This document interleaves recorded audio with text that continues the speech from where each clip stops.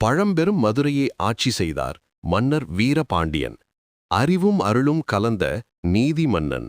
ஒரு நாள் ஒரு வயதான பெண் அழுது கொண்டே கூறினாள், மன்னரே, என் நகைகளை நதிக்கரையில் திருடிட்டாங்க. உடனே காவலர்கள் ஒருவரை பிடித்து வந்தார்கள். இளம் கள்ளன். அவன் கையில் மண் நிறைந்த பை. மன்னர் சிரித்து, உண்மையை மறைக்க முடியாது, இந்த மணலே உன் உண்மை என்றார்.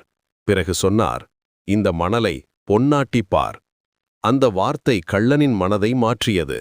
நாட்கள் சென்றன. அவன் உழைப்பால் வாழ்க்கையை மாற்றினான்.